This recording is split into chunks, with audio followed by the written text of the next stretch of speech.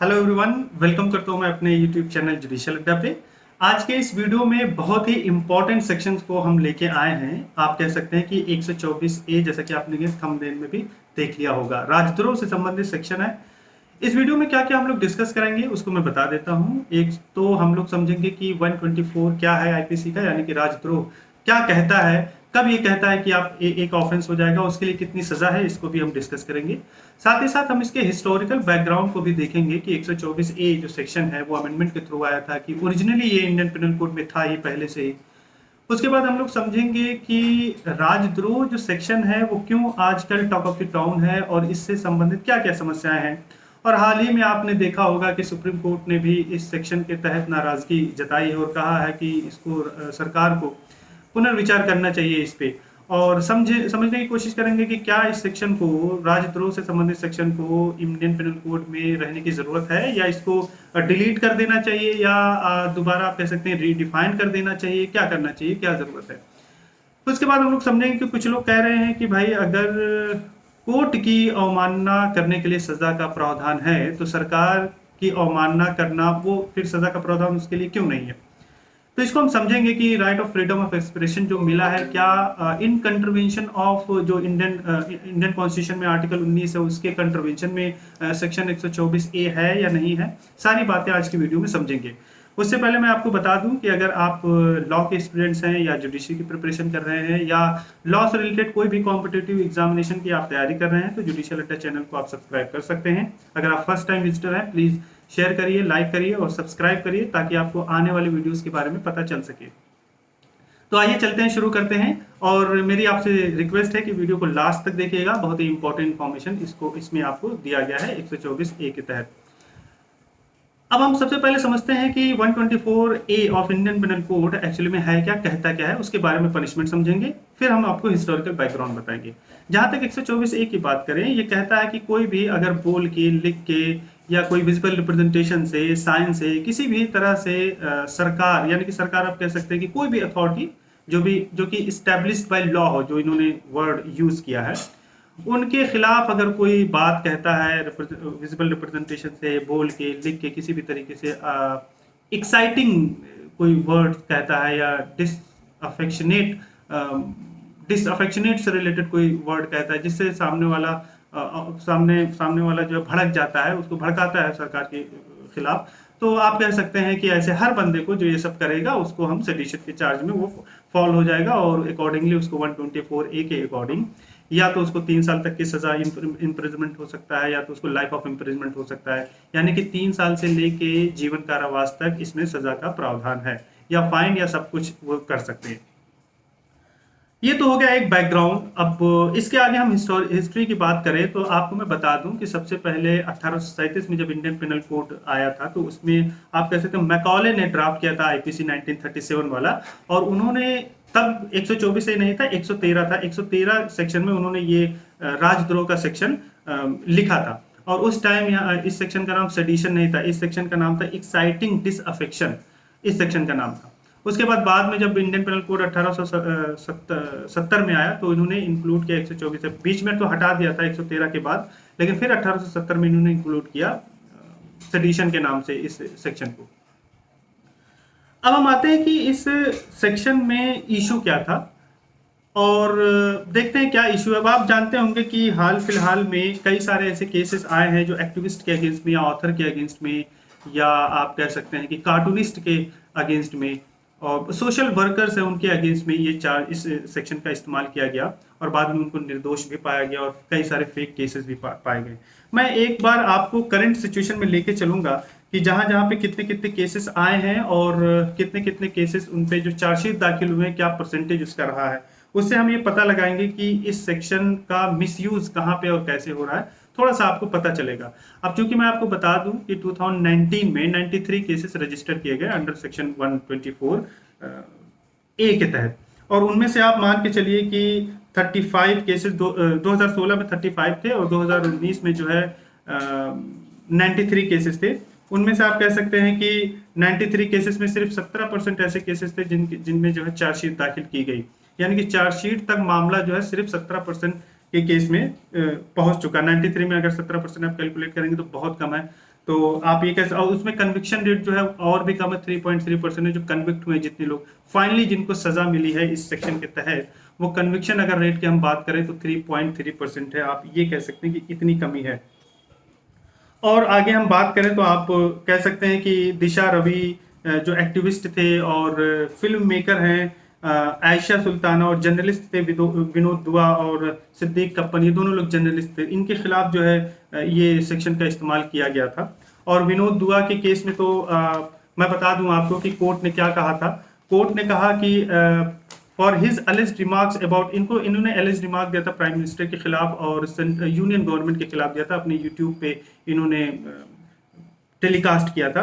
तो वहां पे कोर्ट ने कहा कि कोर्ट ने इनके राइट को अपहेल्ड किया, right of every journalist to criticise even brutally the measures of the government with view to improve और alter them through legal means. यानी कि अगर कोई जर्नलिस्ट जो है यूनियन गवर्नमेंट के खिलाफ या प्रधानमंत्री के खिलाफ कोई चीज़ बोलता है, अपने असंतुष्टि को जाहिर करता है और उसको एक जताना चाहता है कि सरकार को इसको लीगल कानूनी जरिए से इसको सुधार करना चाहिए, इस बाबत कोई चीज़ वो कहता है, तो इसका मतलब ये नहीं कि वो राजद्रोह कर रहा है, राजद्रोह का ऑफेंस कर रहा है। तो ये सब बातें थी। एंड मई में आपको बता दूं कि डी.वाई. चंद्रचूड़ ने कहा है कि it is time to define the limits of sedition, यानी कि उन्होंने कहा कि ये जो सेडिशन की सीमाएं हैं उसको डिफाइन करना जरूरी है, वक्त आ गया है। Judge had flagged the indiscriminate use of the sedition law against the people who aired their grievances about the government's COVID management। उस टाइम अभी सेकेंड वेव में आपने देखा होगा कि कई लोगों ने गवर्नमेंट के जो पॉलिसीज हैं रिलेटेड टू इक्विपमेंट, ड्रग्स और कोविड मैनेजमेंट, या आप कह लीजिए कि मेडिकल एक्सेस से रिलेटेड, ऑक्सीजन सिलेंडर से रिलेटेड जितने लोगों ने कहा, तो ये सब कई लोगों को सेडिशन का चार्ज लगा दिया, कई लोगों को माना गया कि राजद्रोह कर रहे हैं, गवर्नमेंट के खिलाफ बोल रहे हैं। तो हमें समझने की ज़रूरत है कि जो सेडिशन का सेक्शन है, क्या असल में असंतुष्टि जाहिर करना सरकार के खिलाफ वो क्या राजद्रोह में आएगा या आप कर सकते हैं।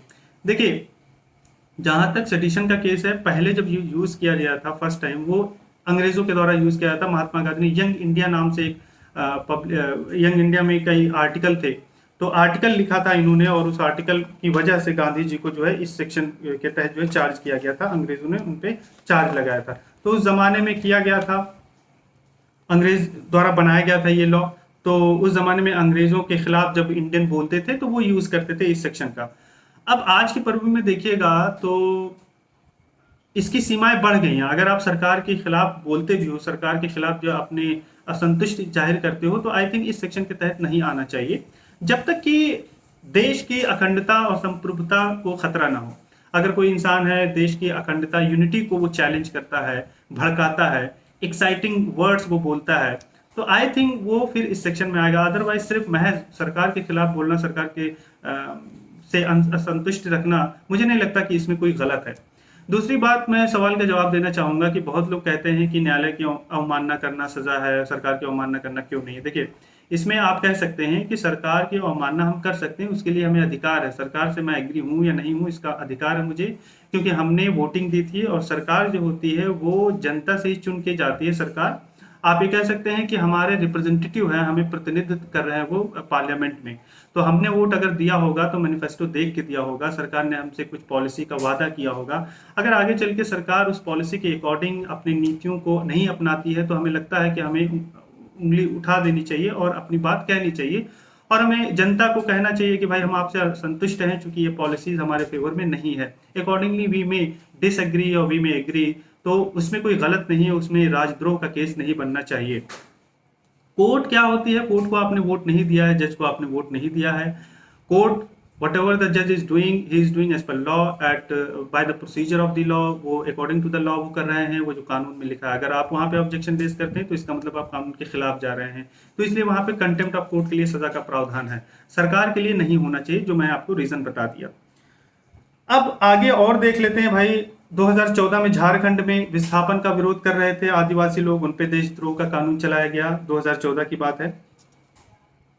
और 124A जो आर्टिकल 19 पढ़ेंगे, आर्टिकल 19 में रीजनेबल रिस्ट्रिक्शन अगर हम बात करें कि यानी कि आर्टिकल 19 में वहां पे आपको on the basis of reasonable restriction in the interest of public policy आप कह सकते हैं कि सरकार आप पे कुछ रिस्ट्रिक्शन लगा सकती है। लेकिन मुझे नहीं लगता कि जो एक्सप्रेशन होते, फ्रीडम ऑफ एक्सप्रेशन है, तो 124A में अगर हम बात करें, अगर फ्रीडम ऑफ एक्सप्रेशन या सरकार के खिलाफ असंतुष्टि को हम रीजनेबल रिस्ट्रिक्शन मान सकते हैं और नहीं मानना चाहिए। सरकार के खिलाफ अगर कोई चीज़, कोई असंतुष्टि जाहिर करता है, सरकार की पॉलिसीज के खिलाफ अपनी आवाज़ उठाता है, तो मुझे नहीं लगता कि एक रीजनेबल रिस्ट्रिक्शन है जो 124A पे लागू होगा, 124A वाला जो प्रोविजन है। बेशक स्वतंत्रता का अधिकार सबको है और इसको भी ध्यान में रखना चाहिए सरकार को।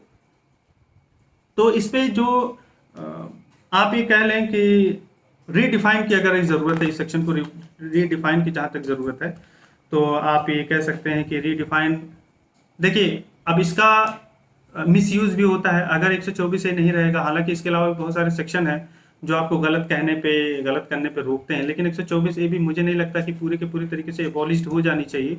इसको आप रखिए, लेकिन इसको आप इसकी लिमिटेशन, अगर सीमा की हम बात करें तो इसकी लिमिटेशन आप बना दीजिए कि जब तक देश के खिलाफ, देश की संप्रभुता और एकता और अखंडता के बारे में कोई एक्साइटिंग वर्ड्स ना कहा जाए, तब तक उसको राजद्रोह में ना रखा जाए। सरकार के खिलाफ सिर्फ कह देना, यानी कि इसको, मुझे जहां तक लगता है 124A में जो गवर्नमेंट के अगेंस्ट में, तो उसको आप निकाल दीजिए कि सरकार के established any authority established as per law, यानी कि सरकार को बेसिकली वो कह रहे हैं कि सरकार के खिलाफ अगर आप कुछ बोलेंगे तो वो सेडिशन का चार्ज आप पे लग जाएगा, उसको आप निकाल दीजिए। बाकी देश वहां पे होना चाहिए, कंट्री वहां पे होनी चाहिए, नेशन वहां पे होना चाहिए, राज्य वहां पे होना चाहिए। राज्य और सरकार दो अलग चीजें हैं, आपको बताना चाहूंगा। राज्य जो है, या आप कह लीजिए नेशन, नेशन एक फीलिंग्स होती है, राज्य जो है सरकार से अलग है। सरकारें आती जाती रहती हैं, सरकार 5 साल के लिए हो सकती है, 10 साल के लिए, राज्य लेकिन हमेशा रहेगा। राज्य एक परमानेंट बॉडी होती है। तो सरकार के खिलाफ तो बोला जा सकता है, असंतुष्टि जाहिर किया जा सकता है, अपने फ्रीडम ऑफ एक्सप्रेशन हमें मिलना चाहिए। तो ये पूरी की पूरी बात थी सेडिशन से रिलेटेड, और मैं आपको सजा का भी प्रावधान बता दिया कि इसमें कितनी सजा है, क्या इश्यूज थे इसमें, और रिसेंटली कौन कौन से ऐसे केसेस आए हैं और कितने फेक केसेस पाए गए हैं, ये भी मैंने आपको बता दिया। कई सारे केस तो फेक पाए गए, 2-3 केसेस तो फेक पाए गए, और कई सारे केसेस को सेडिशन के चार्ज जो लगे हुए हैं 2019 में या 14 में मैं बात करूं, तो उसको सिविल केसेस में तब्दील कर दिया गया, कन्वर्ट कर दिया गया। तो आई होप कि आज की वीडियो आपको समझ में आई होगी, और थैंक यू सो मच।